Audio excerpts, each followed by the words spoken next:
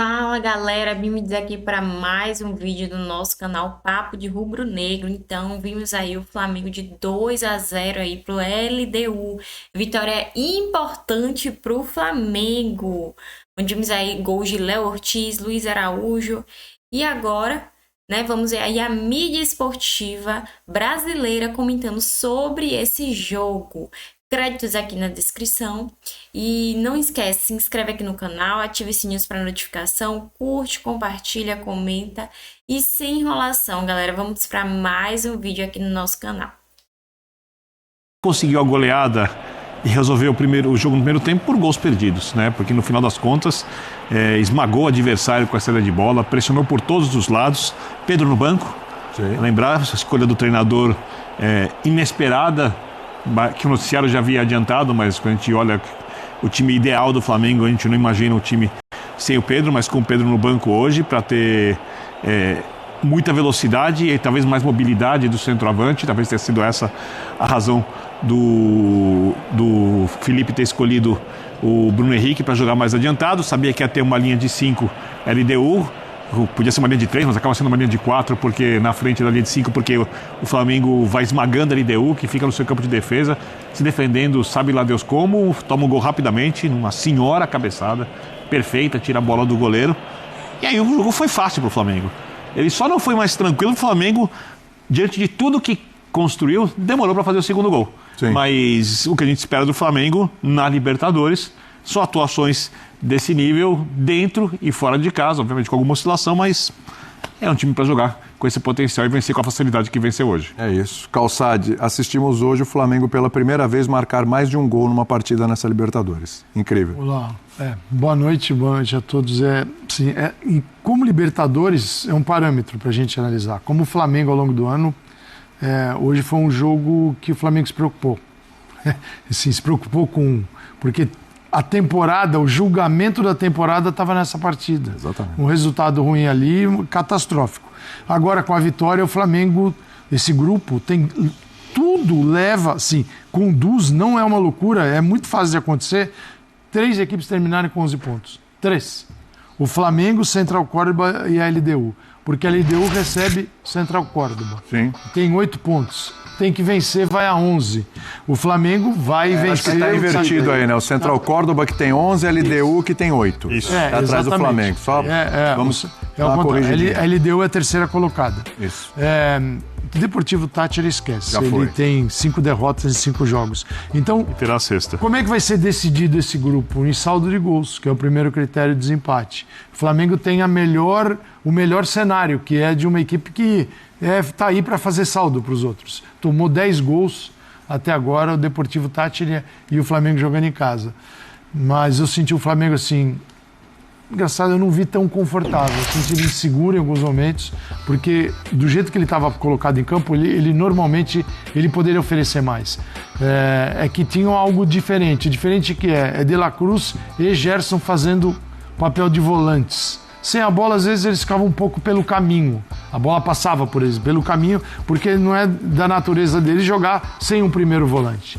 Mas eu entendi o que pensou o Felipe Luiz, que é ter muito mais controle, ter a bola no pé em todos os momentos, numa fase de construção distante de uma defesa fechada.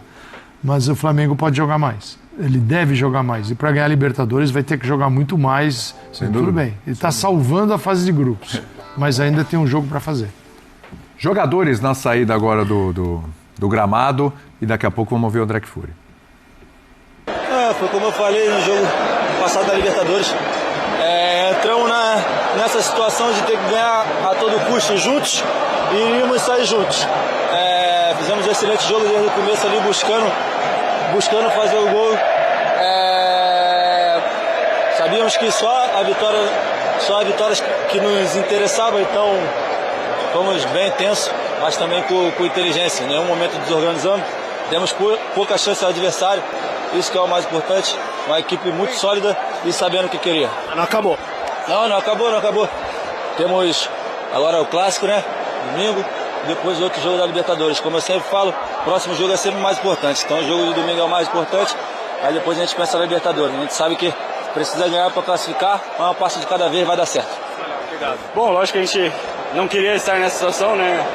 De estar jogando 2 jogos por 2 vitórias, mesmo que dentro de casa, mas não queríamos entrar pressionados agora no final. Sabíamos que Libertadores são sempre jogos complicados, então se você não entra ligado em algum momento, você acaba ficando para trás e é difícil de reverter.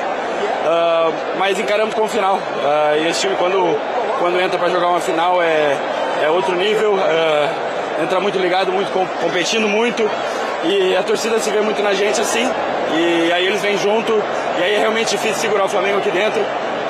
Principalmente com a intensidade que a gente coloca nos primeiros minutos. Foi isso que a gente procurou fazer. Acho que poderíamos ter feito mais gols ali, ter deixado talvez mais tranquilo. Mas o jogo é isso, o Libertadores é isso. Às vezes é mais complicado do que a gente acha. Mais feliz pela vitória e agora temos mais um trabalho a fazer em casa contra o Táchira para conseguir essa classificação. Valeu, obrigado, Léo.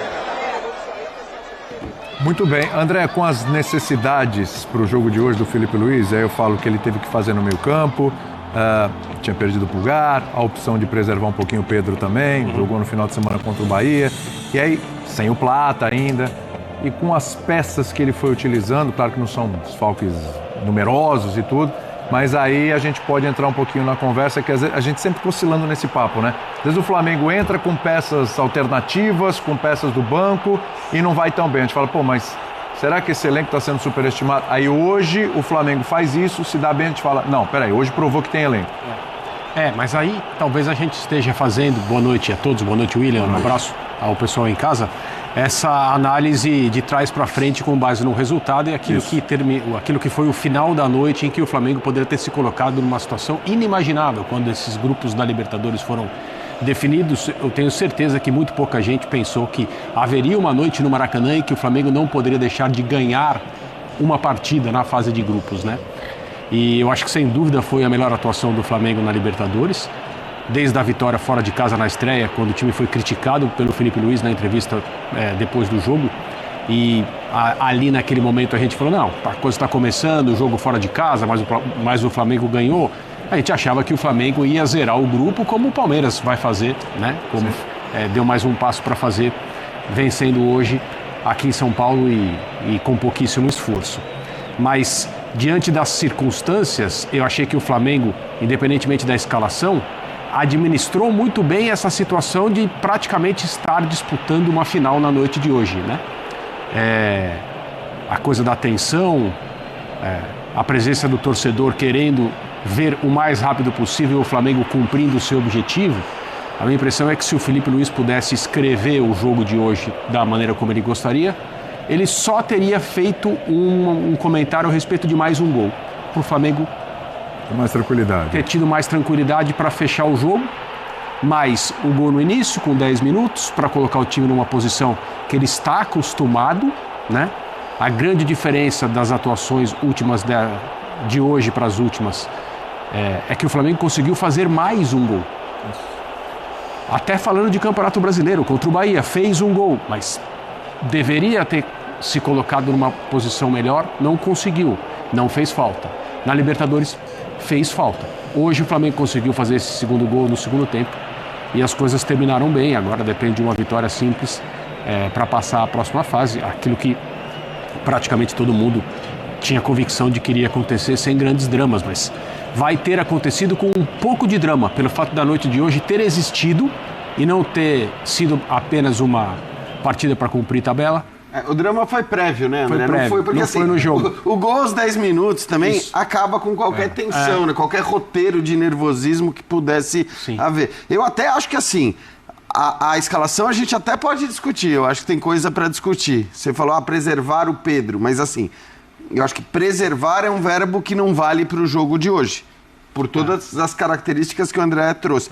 Era uma final, uma decisão absurda para o Flamengo. Foi o que ele fez, né? Foi. Então, preservou. Ele preservou. Mas para mim foi uma opção. Eu acho que foi opção, exatamente. Eu acho que não foi uma preservação do ponto de vista físico, né, Eugênio? Sim. Assim, Sim, eu acho que foi uma questão mais tática.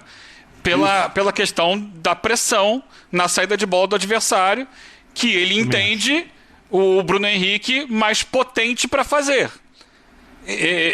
Eu discordo, eu acho que não faz muita diferença, porque ali é o coletivo que sufoca o adversário, mas ele entende dessa forma.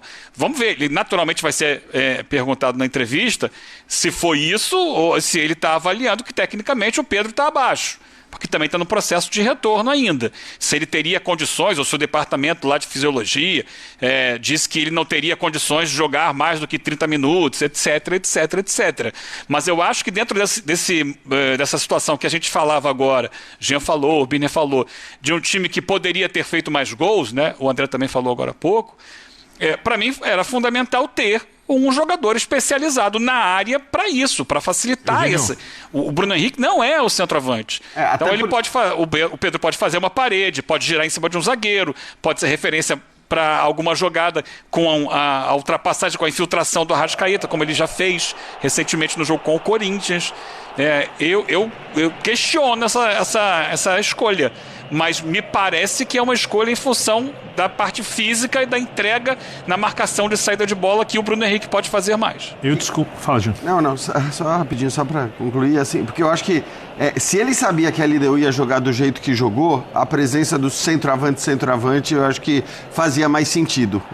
Aí, independentemente do quanto você vai se entregar, e de fato, nesse aspecto, o Eugênio tem toda a razão sobre a intensidade, né, de marcação na saída de bola. O Bruno faz isso muito mais do que o Pedro e tudo mais, e pode ter sido essa a motivação do Felipe, mas assim, com a LDU jogando da maneira que jogou, você ter um centroavante como o Pedro, acho que faria diferença. Então, faria sentido. E outra, a entrada do Michael pelo lado esquerdo, pelo que ele não vem fazendo... E não fez de novo. Também não se justifica. Então, até para manter o Bruno, que é um cara tão decisivo para jogos decisivos, você podia manter o Bruno do lado esquerdo e o Pedro como centroavante.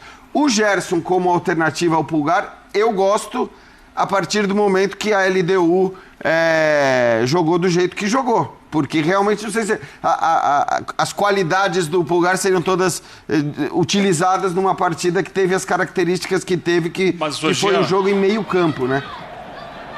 Pode falar. Eu questiono também o Gerson, porque ele jogando mais atrás, ele fica muito distante da possibilidade de achar um passe na entrada da área, de finalizar, que às vezes ele tenta finalizar, de tentar construir uma tabela, uma triangulação que às vezes acontece com o Arrascaeta. O Arrascaeta ficou meio que fora do jogo, porque ele não tinha nem o centroavante para fazer a parede, nem o Gerson perto para tentar uma tabela, uma enfiada de bola.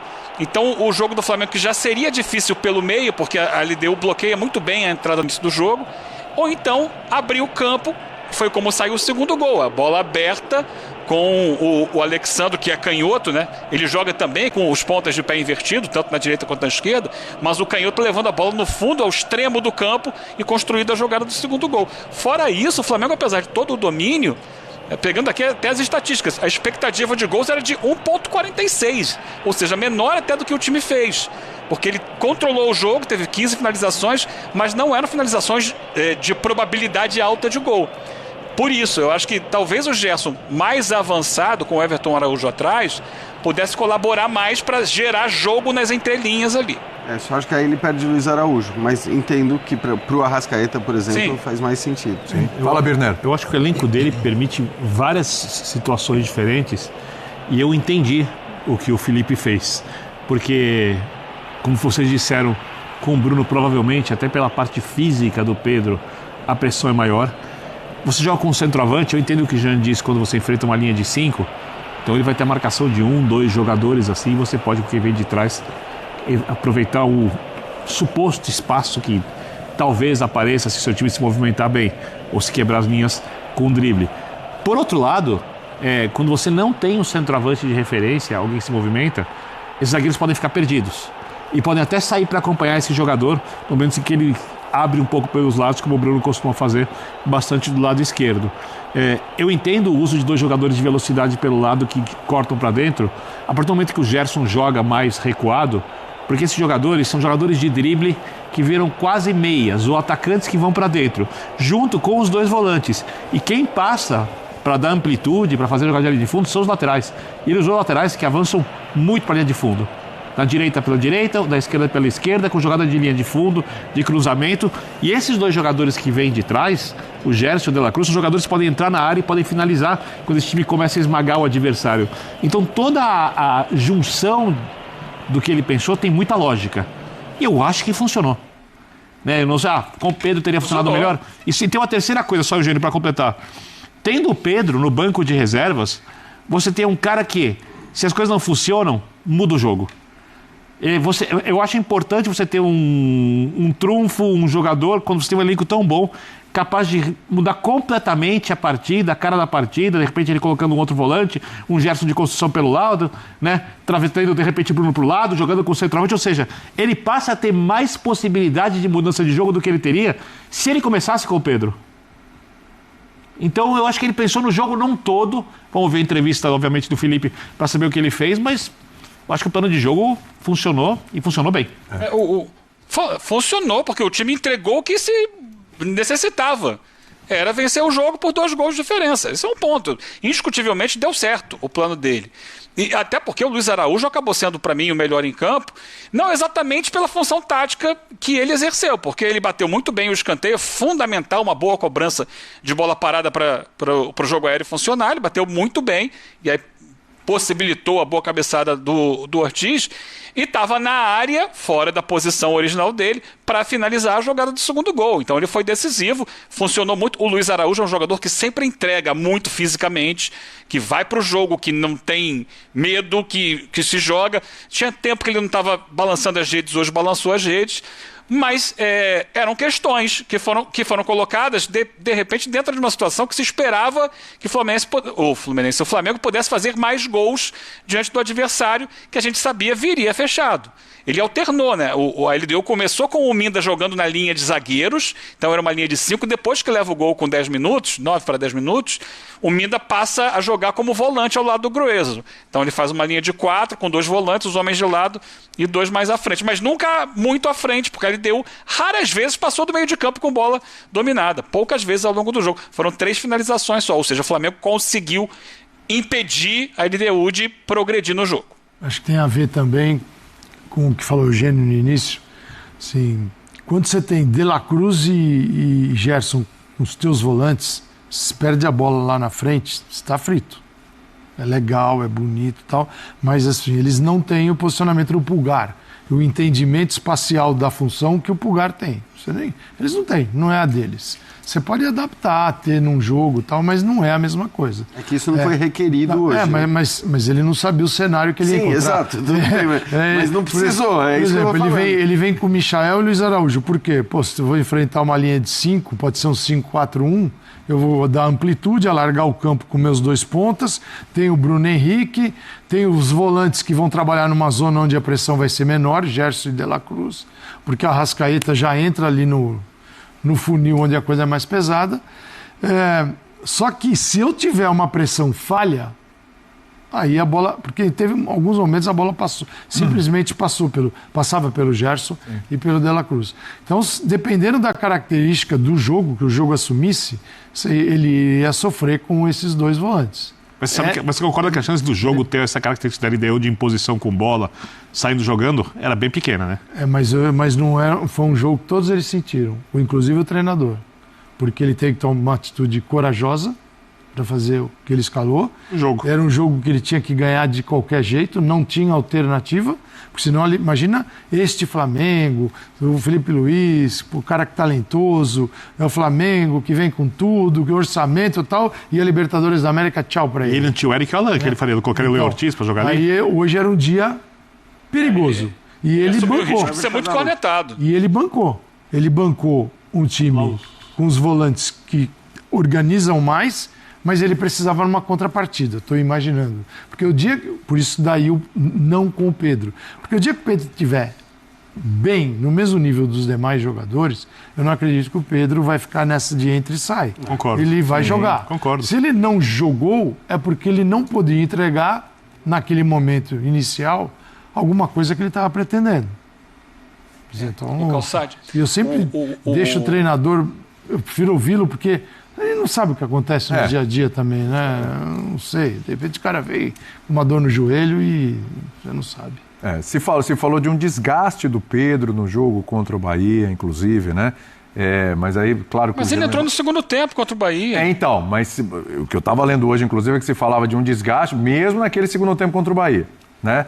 A gente não sabe parece que o Pedro está evoluindo, está melhorando, sim, jogo a jogo, claro. Fisicamente a gente está falando, né? Tecnicamente. Mas ele veio progredindo. E vai ele começou jogando 15 minutos, passou para 20, passou para 30, daqui a pouco 45. Depois ele começou a ser titular e deu uma regredida nisso. Não sei se ele sentiu alguma coisa. Esse é o ponto. Ou se de repente não está entregando o que espera. É uma situação que, por exemplo, quando começou a temporada, o Flamengo abriu mão de jogar com o centroavante.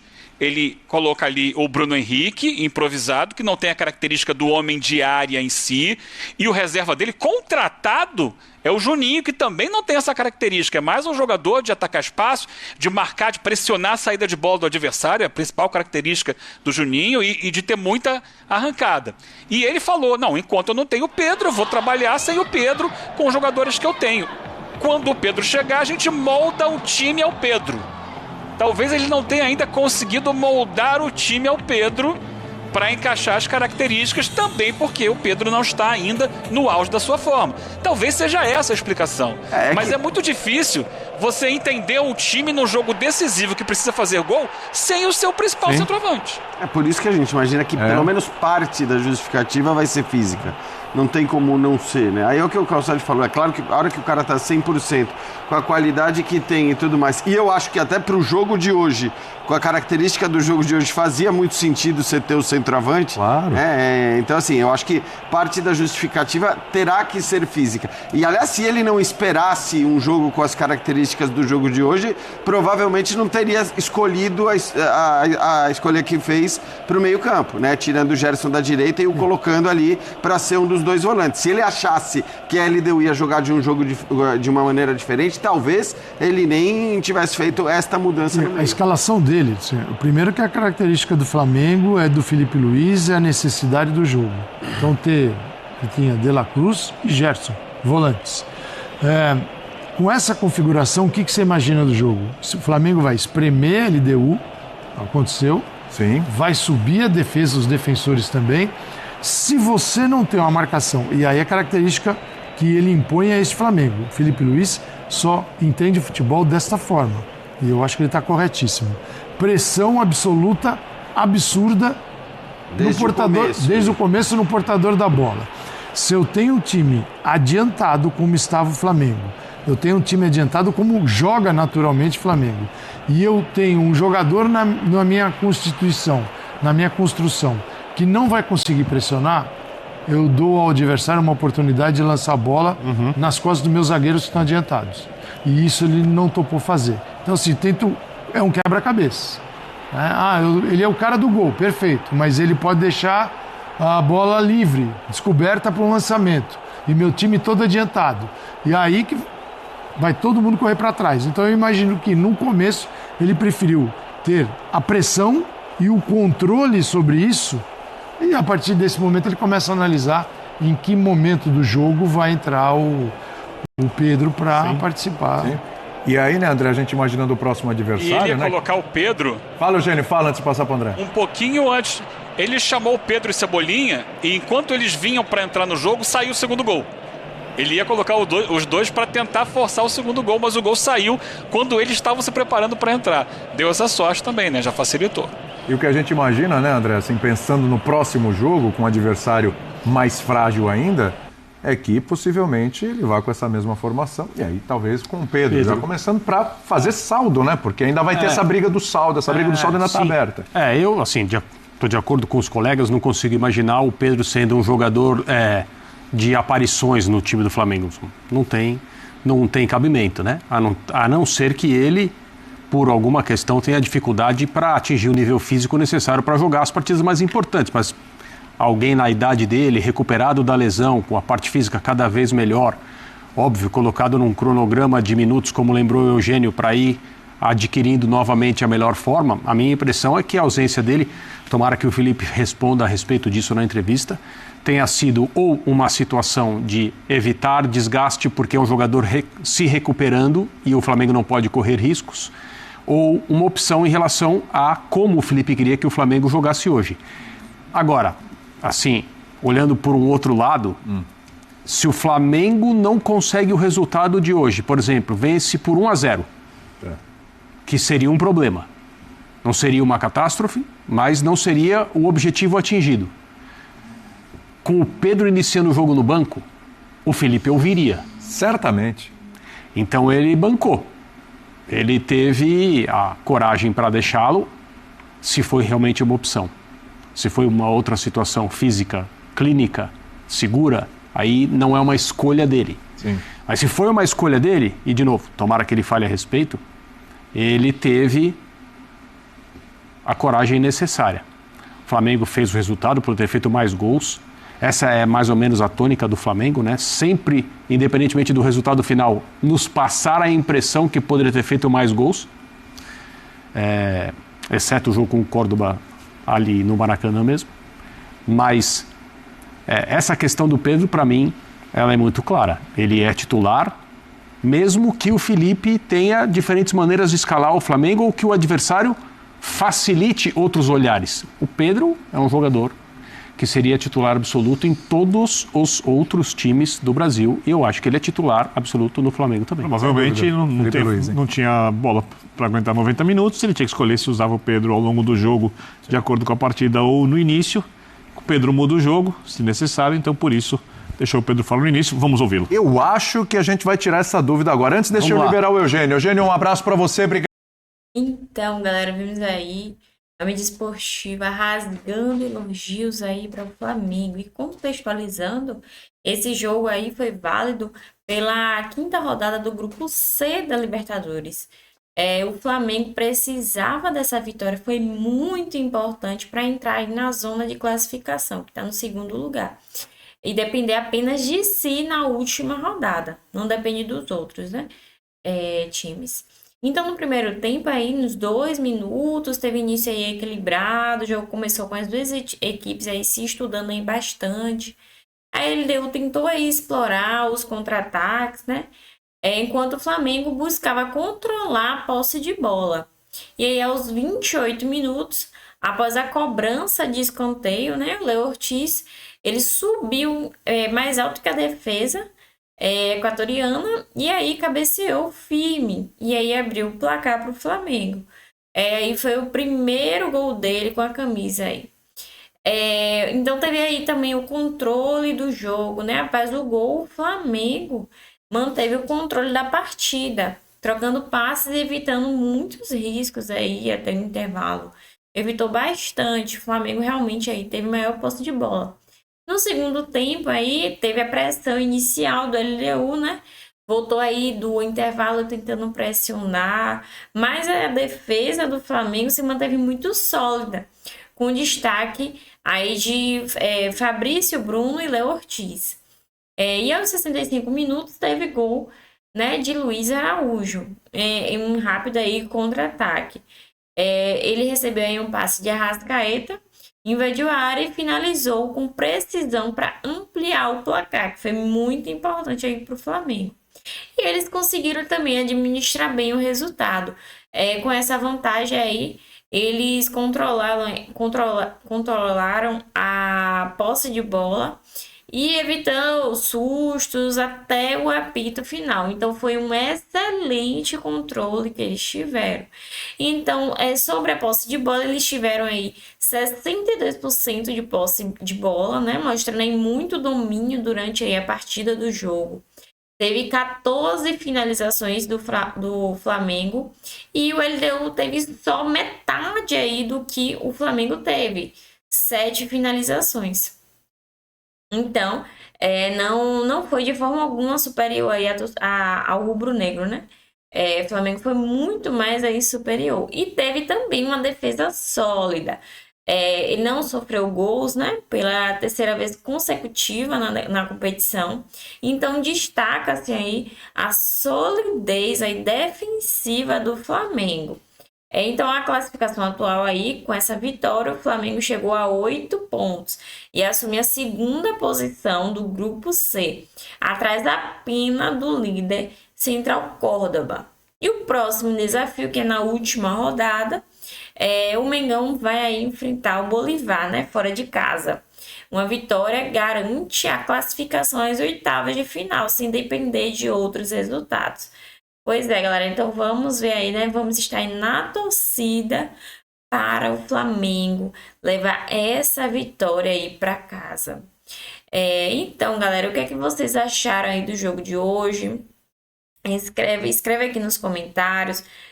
Também ajuda a gente, se inscreve aqui no canal para que a gente possa trazer mais vídeos como esse, para que você possa ver aí notícias sobre o Flamengo. Curte esse vídeo, compartilha para quem você quiser. E é isso, galera. Vamos aqui ver aqui as próximas notícias do Flamengo. E fica aqui atento que vamos trazer mais notícias sobre ele.